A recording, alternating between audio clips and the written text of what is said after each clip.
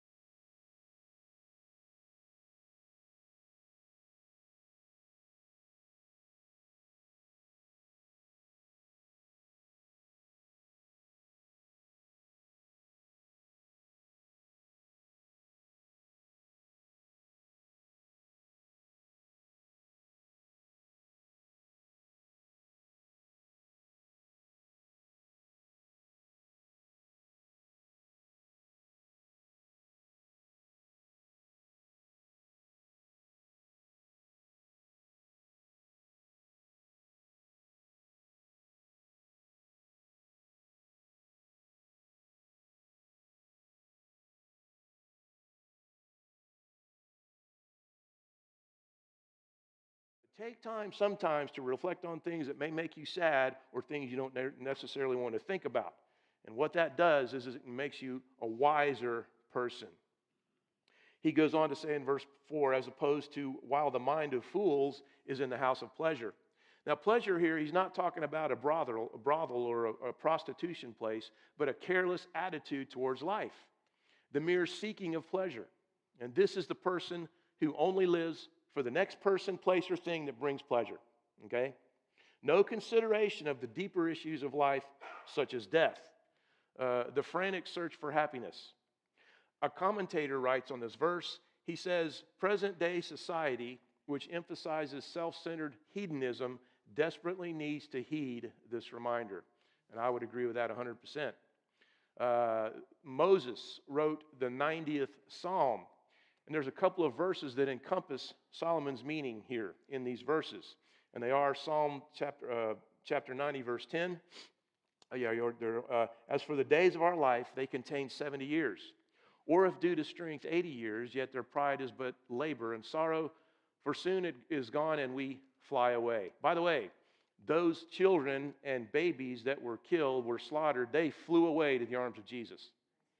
Okay? You got to just keep... See, that's a sad situation that we can reflect on and gain wisdom because we know that they're in the arms of Christ. And that's a good thing. Verse 12 says, so teach us to number our days that we may present to you a heart of what? Wisdom. Okay? And so this is, Moses and Solomon are on the same page here. Imagine that. So, in verses 1 through 4, Solomon highlights the contrast between wise and foolish persons on the subject of death and sadness. And then in verses 5 through 7, he follows the same pattern, offering advice on another topic. It is better to listen to the criticism of wise people than to the flattering words of fools. That's the subject matter of verses 5 through 7. Paying attention to what fools say can turn even a wise person into a fool. So in verse 5, he says, it is better to listen to the rebuke of a wise man. It is good and beneficial to listen to the counsel of a wise man. Rebuke, as used here, means constructive criticism. There is destructive criticism and there is constructive criticism. And destructive criticism is just that, it's destructive. It accomplishes nothing but division and hard feelings. People in general do not take the advice of destructive criticism. You're just going to forget what you say. But constructive criticism is meant to bring correction. A wise person knows how to talk to another in such a way that the person sees the wisdom of his or her words. It is a learned art. And so that's what he means when he says it is better to listen to the rebuke, constructive criticism of a wise man than for to listen to the song of fools. There is again a reversal of what we may expect. Well, what do I mean by that? Because a song is more pleasant than criticism, right? You would rather hear a happy song or hear somebody sing than you would have somebody come and give you some kind of constructive criticism. Solomon's advice, although the song of the fool may be pleasant to listen to, it is of no educational or any other value. There's nothing there. Constructive criticism, rebuke, on the other hand, does have value. And in the Hebrew, Solomon uses what's called an assonance, a series of S sounds in this verse, to heighten the impact of the second half of the verse. It is a way of ridiculing the fool's words. Now, what in the world is assonance? A-S-S-O-N-A-N-C-E.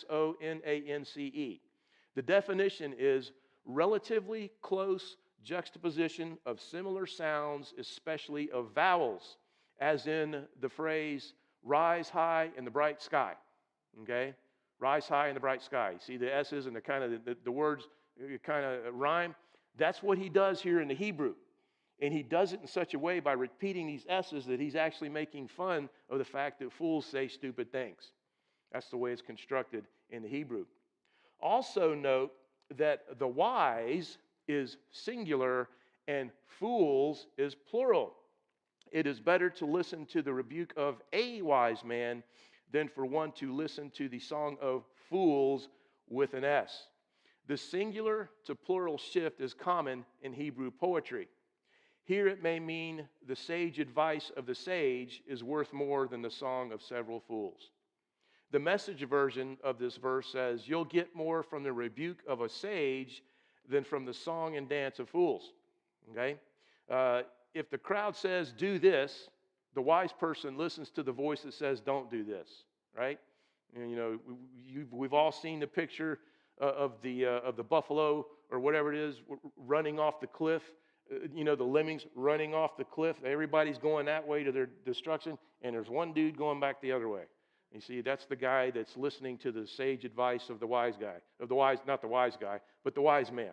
Okay? So, this kind of advice is good for every avenue of life. Okay? Listening to wise words as opposed to listening to foolish words. Verse 6 continues to comment on the Song of Fools. He says, for as the crackling of thorn bushes under a pot, so is the laughter of the fool, and this too is futility. This verse gives the justification of the advice of verse 5. He says, for as the crackling of thorn bushes under the pot. The picture here is placing thorny vines or twigs in a fire. They burn bright real quick. We all know that. You know, you put a thorny branch or twigs into a fire, and there's a real loud crackling sound, and there's a flash, and there's a whole lot of fire, and then it just kind of burns out to nothing. And there's really not any heat produced from those crackling thorns. Doesn't give time for the pot to boil. Consider as well that such thorns and twigs make a loud noise, a crackling noise, but then they're gone. There's nothing left. There's just, ashes. In the same way, the laughter of fools is empty, accomplishing nothing. And notice also that in verse 6, he calls it a song, and in verse 6, he calls it laughter. And this is kind of cool too. The Hebrew word for thorns is the term sirim, S-I-R-I-M. Here again, Solomon introduces a Hebrew play on words because thorns in the Hebrew sounds very much like fools. The Hebrew word for fools is kesalim. The Hebrew word for thorns is sarim. And again, it is the S sound that is associated with the fool and possibly with the sound of crackling fire. It may be possible for the translator to find words that produce the same effect as the assonance in Hebrew. The Jewish Bible uses the repetition of KL sounds so that it goes like this: crackling of thorns under the cauldron, okay? While the New Jewish Version has crackling of nettles under the kettle, okay? That's assonance, okay? And so when Solomon writes it like this, he's trying he's being sarcastic towards the fool. And he's saying, just like crackling of nettles under the kettle, so is the laughter of a fool. It's just ridiculous. It's stupid. It doesn't do anything. So that's what he's trying to do. I wish I could read Hebrew and all that, and it'd probably make more sense. But that's the way that he's set up these verses. The song of the fool has no and laughter. There's nothing there. And those things are conducted in the house of pleasure. It doesn't accomplish anything. It's not worthwhile. A person does not learn a thing from such noise. So Solomon writes, and this too is vanity, there at the end of verse 6. So instead, the wise man listens to the wise advice or constructive criticism of the sage, the individual who has something to say that is worth listening to. There's a whole lot of politicians today that are a bunch of crackling thorns. But there's occasionally one or two there that actually have something to say. Rand Paul is one example. He says wise things. Jim Jordan, he's another one. But most of them are just blah, blah, blah, right? This is exactly what Solomon's writing about here. Verse 7, he says, for oppression makes a wise man mad. In place of oppression, the NIV has the word extortion. And the word means that which causes hardship and trouble as a form of mistreatment, unjust gain.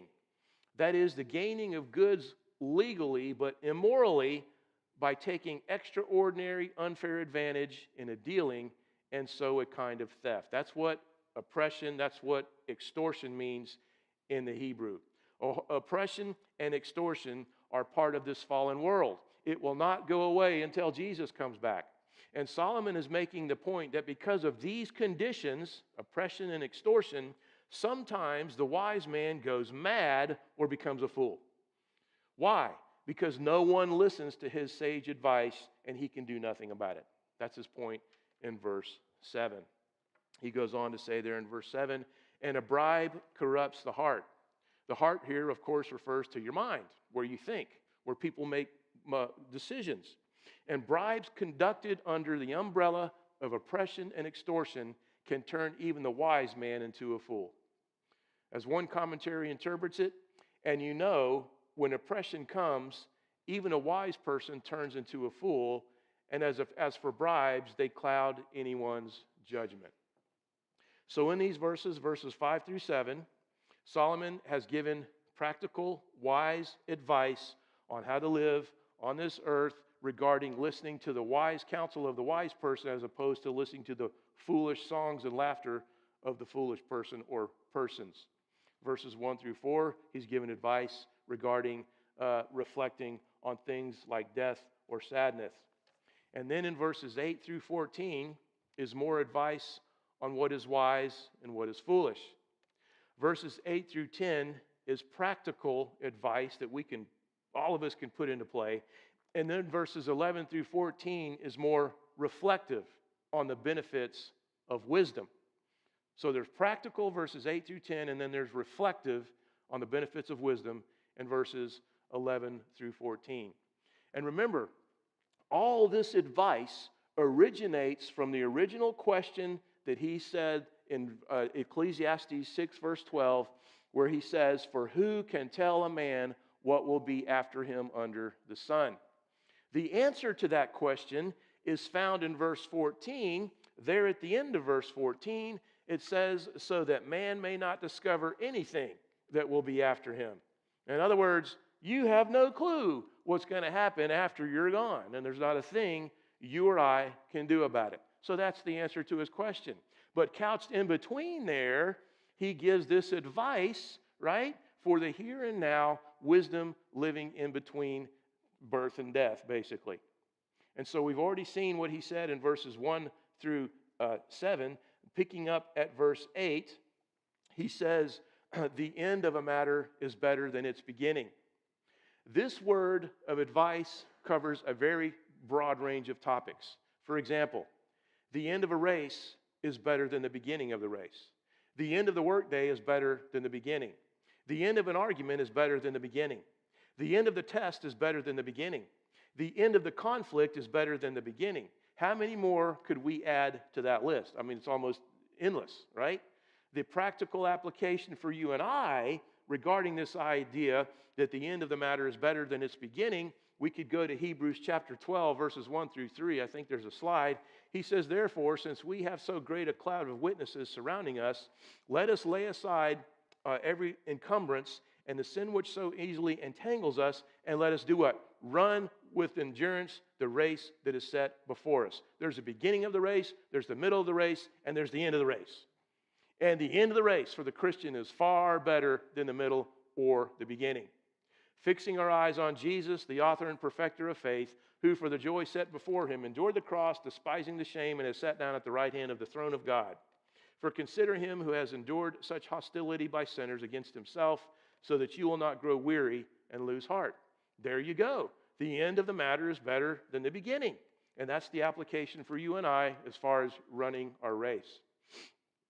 He goes on to say in verse 8, he says, patience of spirit is better than haughtiness of spirit. The word of advice here is patience. All right? That's good practical advice. Learn to be patient. My dad would tell me all the time, Mark, you got to be patient. You got to learn patience, son. I would get so frustrated with him. You know, I think we've all been there. Patience, though, is one of those virtues that when mastered makes a world of difference. Having children teaches patience, right? For most people, patience increases with age. The older we get, the more patient we get generally speaking. But we have all seen people who get older and do not learn patience, and they're some of the most miserable people around. And they make everybody else around them miserable as well. And then the word haughtiness here, it means pride. So it is better to be a patient person than to be a prideful person. Impatience and pride go hand in hand. You ever thought about that? Pride produces arrogance, right? Arrogance produces indifference. And indifference produces what? Impatience, all right? How many times have we seen a proud, arrogant person? One of the qualities of those types of, one of the markers of those types of people is a lot of times they're very impatient. They don't have any patience at all. So it's better to be a patient person than to be a prideful person. That's his practical advice in verse 8. Verse 9 says, do not be eager in your heart to be angry, for anger resides in the bosom of fools.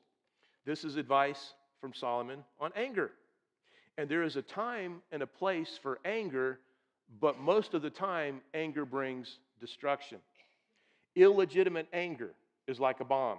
What happens when a bomb goes off? It causes mass chaos and destruction, but the energy of the bomb is quickly gone. It just blows up and the energy's gone, but what it leaves in its wake is chaos. Illegitimate anger does the same thing.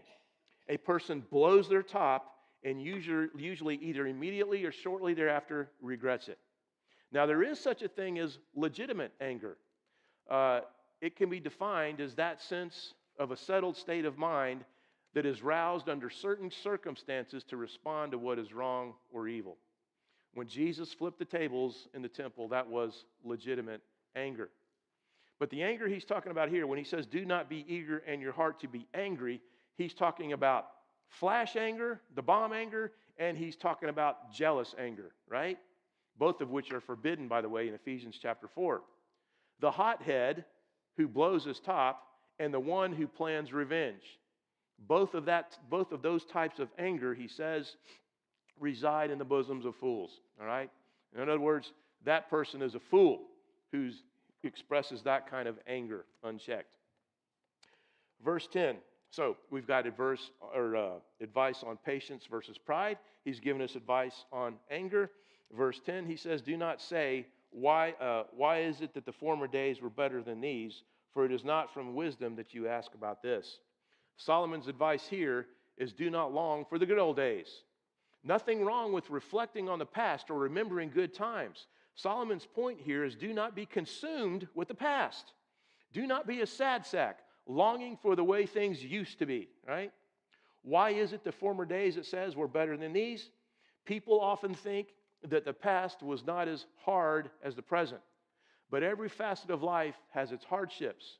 If evil is more rampant today, we know that evil is more rampant today than it was when we were younger, but the fact of the matter is that evil was always there, okay?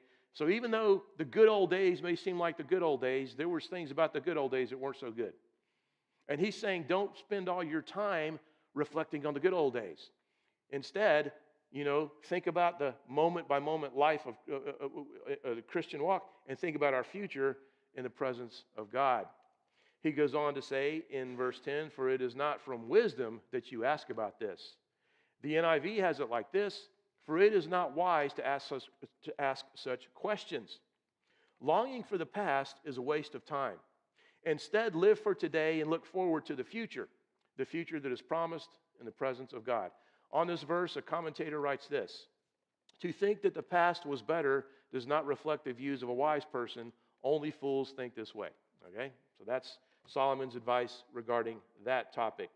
So, here ends Solomon's practical advice for daily living. He's talked about patience, he's talked about anger, and he's talked about the good old days. And beginning in verse 11 or in verses 11 and 12, he talks about prosperity being beneficial if it's used wisely. Actually, verses 11 through 14 teach us two things. Verses 11 and 12 teach us prosperity is beneficial if used wisely. And then verses 13 and 14 teach us that God's providence is immutable and inscrutable. It's unchangeable and it cannot be known. So, verses 11 and 12. Verse 11, he says, Wisdom along with an inheritance is good and an advantage to those who see the sun. Inheritance here is a reference to prosperity. And Solomon's point is that wisdom and prosperity complement one another. A wise man with money is better than a fool and his money, is his point. As the saying goes, a fool and his money are what? Soon parted. An advantage to those who see the sun, verse 11, he means those who see the sun. That refers to people who are currently alive. So prosperity and wisdom are advantageous to those who are currently alive. Wisdom is using money as a tool, not being used by money like a fool.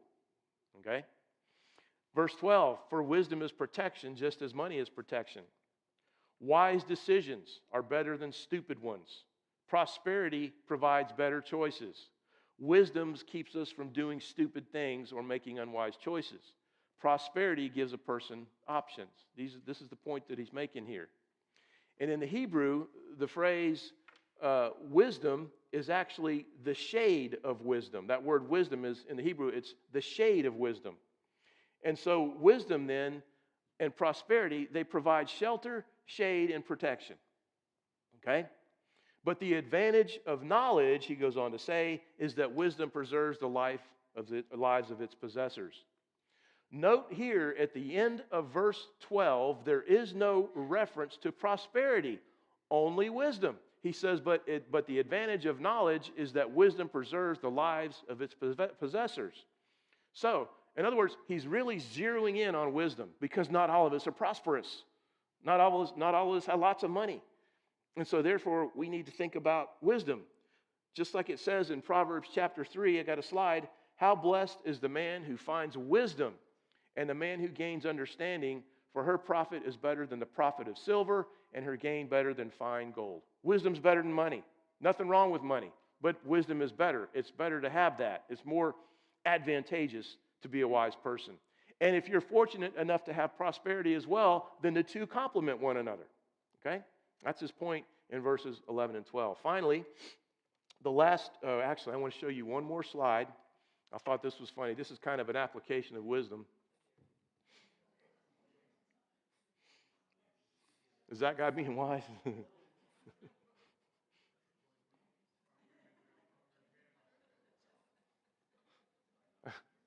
I got that. I think I Googled why women live longer than men. Is what. That was one of the pictures that came up.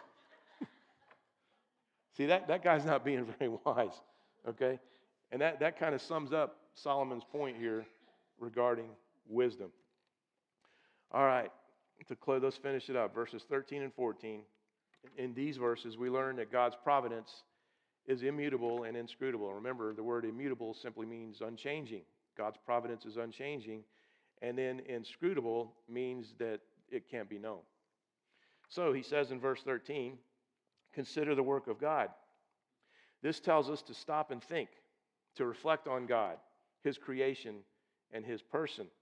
Consider the work of God, for who is able to straighten what He has been.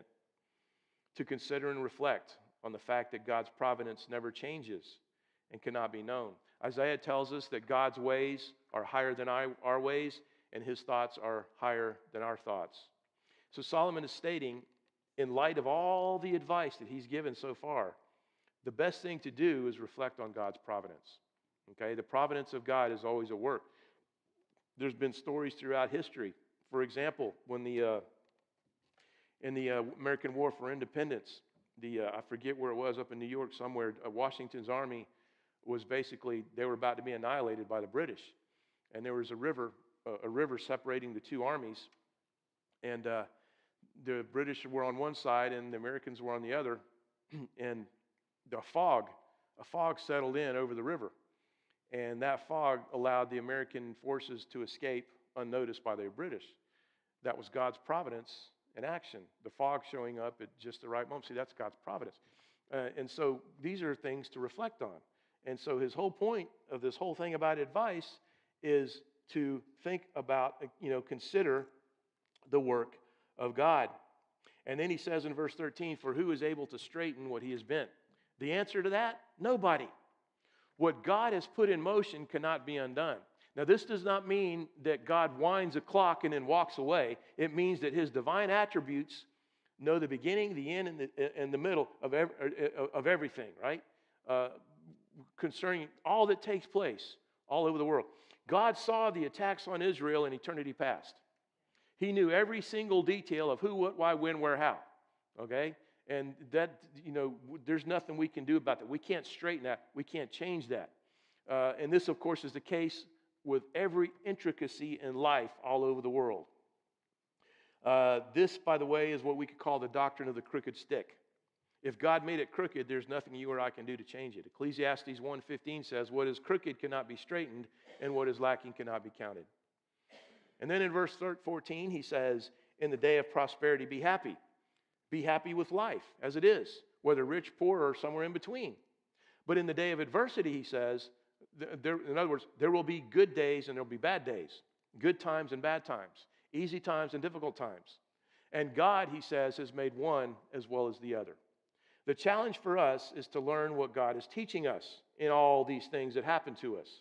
He allows good things and bad things. He never tempts us, but he does test us. And bad times are not always bad, but sometimes meant to test us so that we may learn from them, all right? What is the lesson that God wants us to learn through whatever the good times are or the bad times are? A commentator writes, but whenever there are problems, stop and think about what they might signify. Or when disasters strike, ask yourself what is really happening or what can you learn from them. I think it was Gene Cunningham that says, don't say, Lord, why is this happening to me? But say, Lord, what do you want me to learn from it? And that's exactly what he's saying here in verse 14. And then he ends it there at the end of verse 14, so that man may not discover anything that will be after him. And again, remember, that's his conclusion of his original question back there in verse 12 of chapter 6. For who can tell a man what will be after him under the sun? Nobody is going to know what's going to come after them after the sun. Another way to put verse 14, and we're done. In prosperity, rejoice. In adversity, reflect. For God has created both of these, and we can never know what happens after we die. Okay, that's all I have for tonight. We'll pick it up next time at verse 15, where he continues to give more advice. And let's close with prayer. Father, I thank you for the book of Ecclesiastes and all the practical things, the practical wisdom we can learn from it. And Father, I pray that all of us would take time to reflect on things that we may not necessarily want to reflect on, and also to seek to make wise decisions in all that we do, to learn to become patient, not to express the wrong kind of anger, and to live for the moment and ultimately look forward to eternity. I thank you for these things, and I pray that all of us would have a good night and bring us together again on Sunday. I pray in Jesus' name, amen.